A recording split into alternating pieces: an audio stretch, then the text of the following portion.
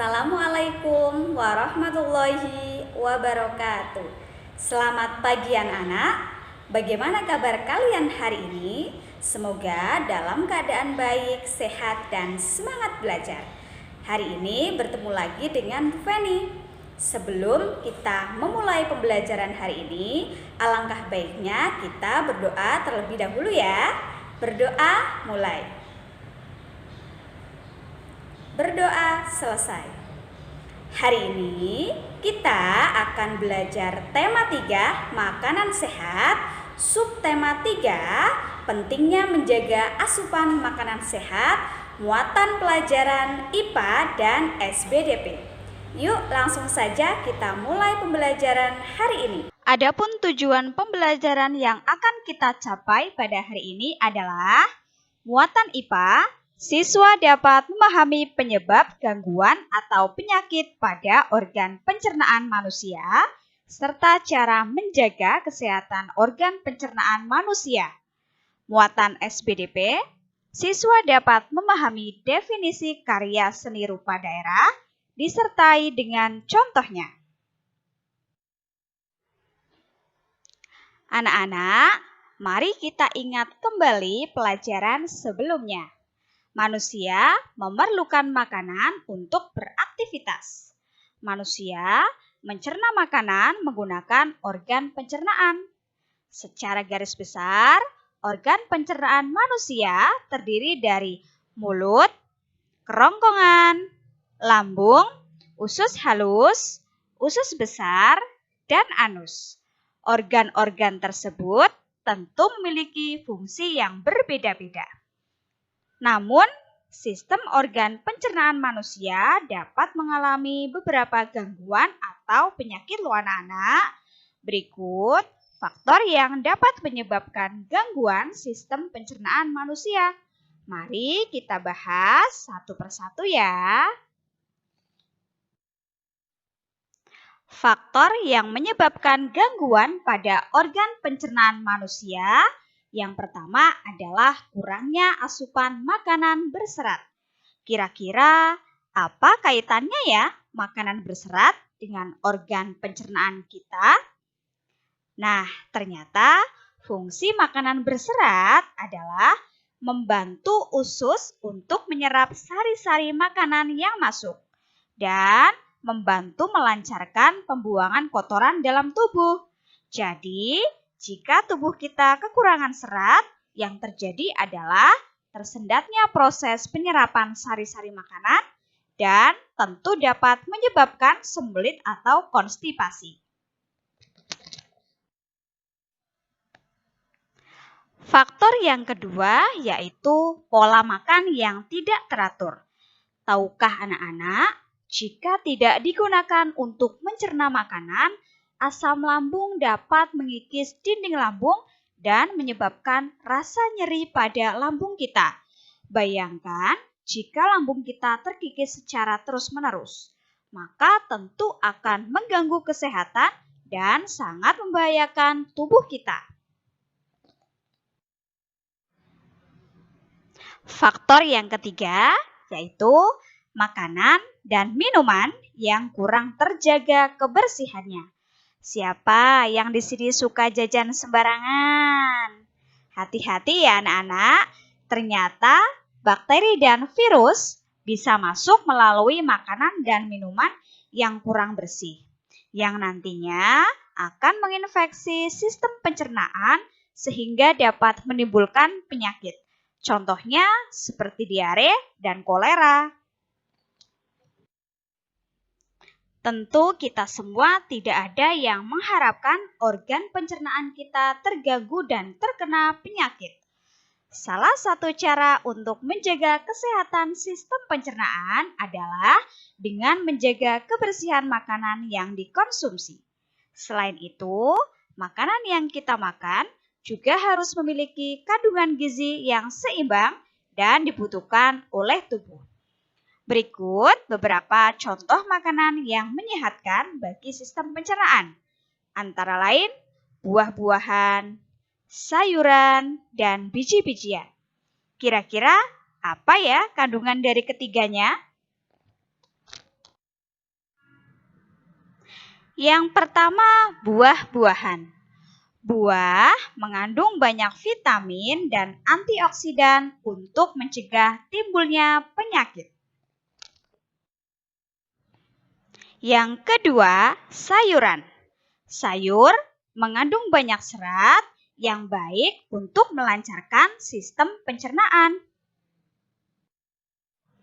Yang ketiga, biji-bijian.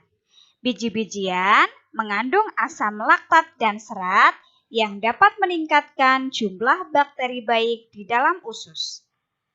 Nah, tentu buah-buahan, sayuran, dan biji-bijian sangat mudah ditemukan di sekitar kita ya, karena negara kita kaya akan sumber daya alam. Selain itu, negara kita juga memiliki berbagai macam karya seni rupa daerah. Salah satunya adalah kain batik. Lalu, apa sih karya seni rupa daerah itu? Nah, selanjutnya kita akan membahas muatan pelajaran SPDP tentang karya seni rupa daerah. Karya seni rupa daerah merupakan suatu bentuk kesenian yang tumbuh dan berkembang di suatu daerah di Indonesia. Berbagai bentuk kesenian Nusantara yang ada sekarang ini merupakan budaya masyarakat yang sesuai dengan adat istiadat serta kondisi lingkungan di wilayah masing-masing. Salah satu contoh karya seni rupa daerah adalah batik. Apa itu batik? Batik adalah kain bergambar yang dibuat secara khusus menggunakan malam atau lilin dan diolah dengan cara tertentu sesuai ciri khas daerah masing-masing. Sekarang kita akan membahas alat dan bahan yang digunakan untuk membatik. Alat dan bahan yang digunakan untuk membatik antara lain, yang pertama ada kompor dan wajan. Fungsi dari kompor dan wajan untuk memanaskan atau mencairkan malam atau lilin. Yang kedua ada canting. Canting digunakan untuk melukis batik. Yang ketiga ada gawangan. Gawangan berfungsi untuk penyangga kain saat proses pembatikan berlangsung.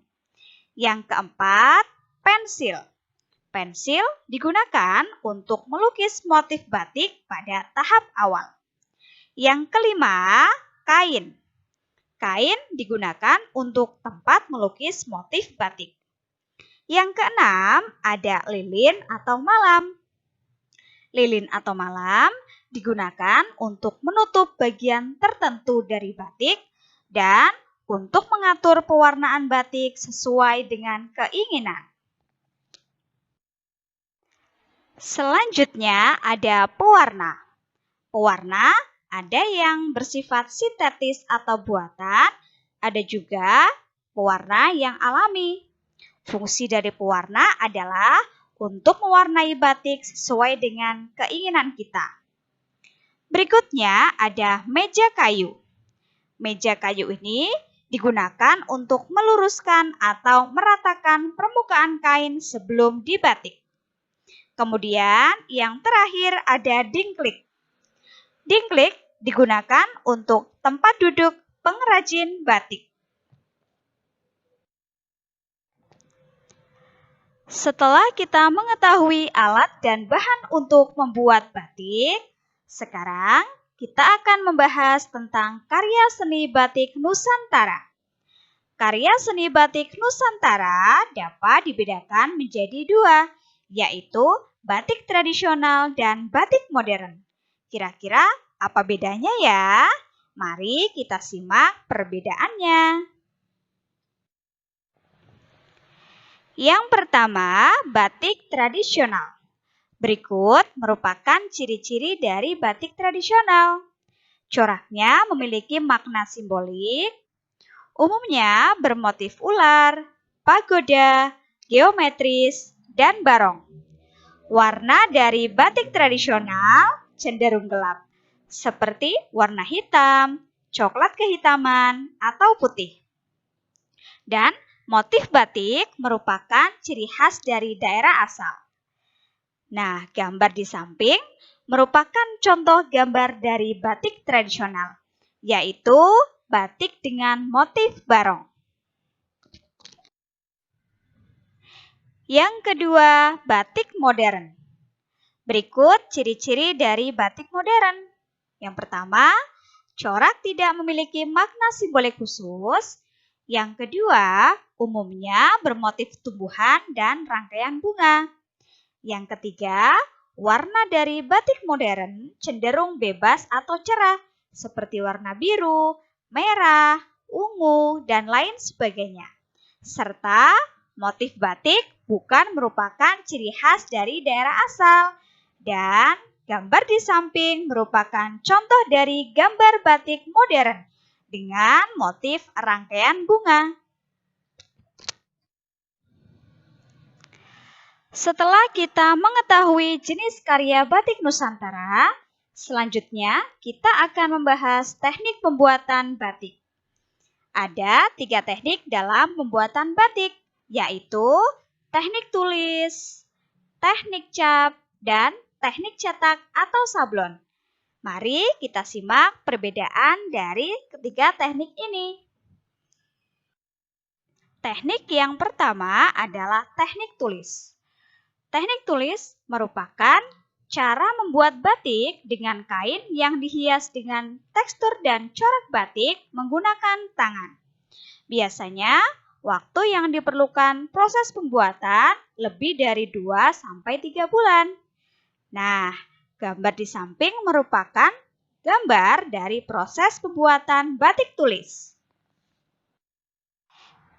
Yang kedua, teknik pembuatan batik dengan teknik cap.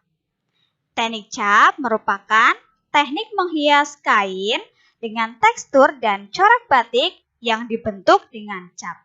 Biasanya terbuat dari tembaga. Waktu yang diperlukan kurang lebih 2-3 hari. Gambar di samping merupakan gambar dari proses pembuatan batik teknik cap. Teknik pembuatan batik yang ketiga yaitu teknik cetak atau sablon. Teknik cetak atau sablon merupakan teknik mencetak kain sehingga motif memiliki motif seperti batik. Waktu yang diperlukan antara lain 2-3 hari. Nah, gambar di samping merupakan gambar dari proses pembuatan batik dengan teknik cetak atau sablon. Anak-anak, selanjutnya mari kita cermati tentang macam-macam motif batik Nusantara yang ada di Indonesia.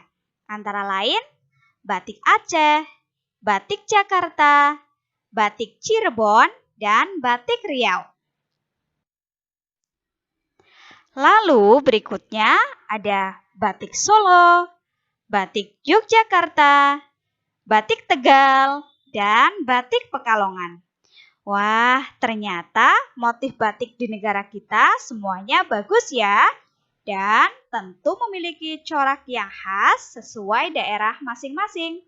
Tentu kita semakin bangga ya menjadi warga negara Indonesia tercinta. Demikian materi yang dapat Bu Feni sampaikan hari ini. Setelah ini akan ada tugas untuk anak-anak semua. Tugasnya adalah buatlah 1 gambar motif batik. Jangan lupa diwarnai dan beri keterangan apa nama motif batik tersebut. Tugas ini Bu Feni beri waktu selama 3 hari ya. Selamat berkarya. Jangan lupa anak-anak harus semangat belajar, rajin beribadah dan murojaah, dan jaga kesehatan serta tetap patuhi protokol kesehatan yang ada. Sekian dan terima kasih. Wassalamualaikum warahmatullahi wabarakatuh.